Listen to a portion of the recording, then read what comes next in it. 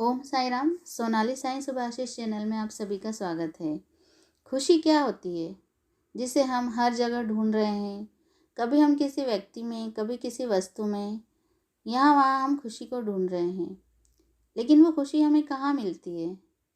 वो हमारे अंदर ही होती है, जिसे हम सब दूर ढूंढते रहते हैं। और हम क्यों ढूंढते हैं?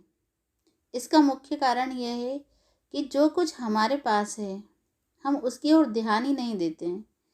केवल उन्हीं चीज़ों को और उन्हीं बातों को सोचते रहते हैं जो हमारे पास नहीं है। जिस दिन से हम ये देखना स्टार्ट कर देंगे कि हमारे पास क्या है और वो कितना अमूल्य है, कितना वैल्यूबल है, और क्या सबकी किस्मत में इतना भी है जो हमारे पास है। कितने तो ऐसे लोग होंगे जो हमारी जैसी लाइफ जीने के सपने देख रहे होंगे। जिस दिन हम इस प्रकार सोचने लगेंगे ना, तो उस दिन से हमारे जीवन में सिर्फ खुशी और संतोष रहेगा और ईश्वर के प्रति हम आभार और कृतज्ञता से भर जाएंगे। आज मैं आपको साईं सच्चरित्र के अध्याय 20 की एक कथा सुनाती हूँ, जिसमें बाबा ने दास गणु जी को यही शिक्षा दी है। तो हम स्टार्ट करते हैं अध्याय 10। श्री काका साहेब दीक्षित की नौकरानी द्वारा श्री दास गणु की समस्या का विलक्षण समाधान। श्री साईं मूलतः निराकार थे, परंतु भक्तों के प्रेमवश ही वे साकार रूप में प्रकट हुए। आइए हम साईं बाबा का ध्यान व स्मरण करते हैं और फिर शिरडी चलकर ध्यानपूर्वक मध्याह्न की आरती के पश्चात का कार्यक्रम देखते हैं। जब आरती समाप्त हो जाती है तो बाबा मस्जिद से बाहर आकर एक किनारे पर खड़े हो जाते हैं तथा प्रेम तथा करुणा के साथ सभी को उदी वितरित करते हैं। अपने हाथ से उनके मस्तक पर उदी का टीका लगाते हैं और वे भक्तों को प्रेम से संबोधित करते हैं। ओ भाऊ, अब जाओ भोजन करो। अन्ना, तू भी अपने घर जा। बापू, तू भी जा और भोजन कर। इस प्रकार वे प्रत्येक भक्त से संभाषण करते थे और उन्हें घर लौटाते थे। कितने अच्छे दिन थे जो अस्त हुए तो ऐसे कि अब इस जीवन में कभी न मिलेंगे। एक समय श्री दास गणु ने ईशा उपनिषद पर टीका लिखना आरंभ कर दिया। मैं अभी ईशा उपनिषद के बारे में नहीं बता रही हूँ, आप इसे अध्याय 20 में पढ़ सकते हैं, नहीं तो वीडियो काफ़ी लंबा हो जाएगा। श्री दास गणु जी ने ओवी छंदों में अनुवाद तो किया है उसका, परंतु उसके सार तत्व को वो ग्रहण नहीं कर सके और इस कारण उन्हें अपने कार्य से संतोष न हुआ। इस कारण उन्होंने अन्य विद्वानों से शंका निवारण परामर्श और वाद विवाद भी किया, परंतु उनकी समस्या पूर्ववत जटिल ही बनी रही और संतोषजनक भावार्थ करने में कोई भी सफल न हो सका। इस कारण श्री दास गणु जी बहुत ही असंतुष्ट हो गए।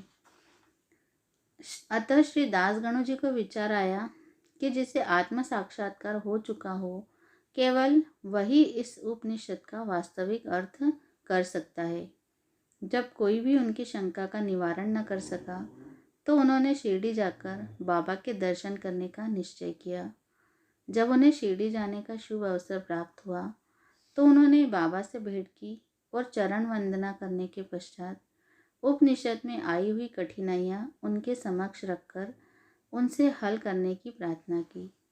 श्री साईं बाबा ने आशीर्वाद देकर कहा कि चिंता करने की कोई आवश्यकता नहीं है, उसमें कठिनाई ही क्या है। जब तुम लौटोगे तो विले पार्ला में काका दीक्षित की नौकरानी तुम्हारी शंका का निवारण कर देगी। उपस्थित लोगों ने जब ये वचन सुने तो वे सोचने लगे कि बाबा केवल विनोद ही कर रहे हैं और कहने लगे कि क्या एक अशिक्षित नौकरानी भी ऐसी जटिल समस्या का हल कर सकती है। परंतु दास गणु जी को तो पूर्ण विश्वास था कि बाबा के वचन कभी असत्य नहीं हो सकते, क्योंकि बाबा के वचन तो साक्षात ब्रह्म वाक्य ही है। बाबा के वचनों में पूर्ण विश्वास कर वे शिरडी से विले पार्ला में पहुंचकर काका दीक्षित के यहाँ ठहरे।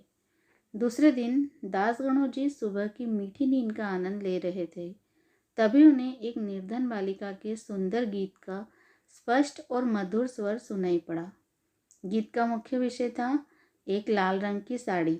वह कितनी सुंदर थी, उसका जरी का आंचल कितना बढ़िया था, उसके छोर और किनारे कितने सुंदर थे, इत्यादि। उन्हें वह गीत अति रुचिकर प्रतीत हुआ। इस कारण उन्होंने बाहर आकर देखा कि यह गीत एक बालिका नामिया की बहन, जो काका साहेब दीक्षित की नौकरानी ही गा रही है।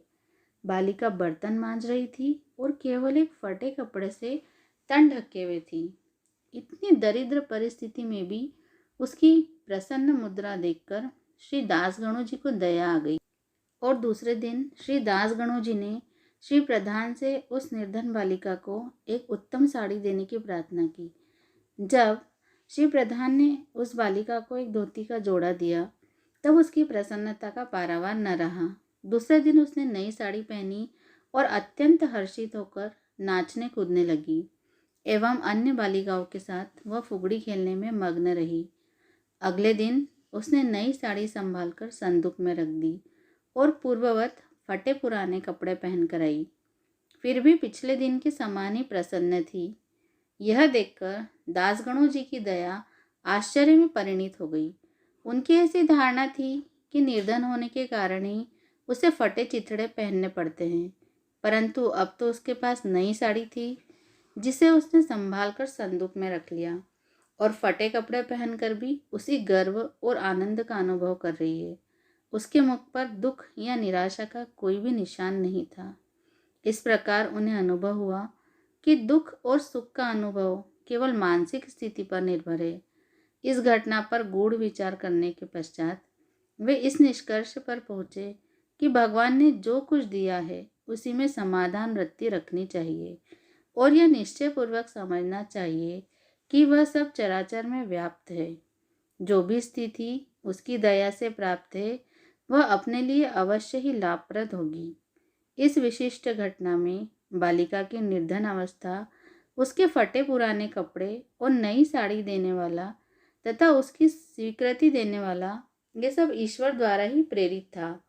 श्री दासगणु जी को उपनिषद के पाठ की प्रत्यक्ष शिक्षा मिल गई, अर्थात जो कुछ अपने पास है उसी में समाधान वृत्ति माननी चाहिए। सार यह है कि जो कुछ होता है सब उसी की इच्छा से नियंत्रित है, अतः उसी में संतुष्ट रहने में हमारा कल्याण है। बाबा की इस प्रकार की शिक्षाएं तो अनंत है। आशा है आपको ये शिक्षा समझ में आई होगी और आप इसे अपनी लाइफ में ज़रूर अप्लाई करेंगे। तो अगर आपको ये चैनल पसंद आ रहा है तो इसे सब्सक्राइब कीजिए और साईं परिवार का एक हिस्सा बनिए। ओम साईं राम, जय साईं राम।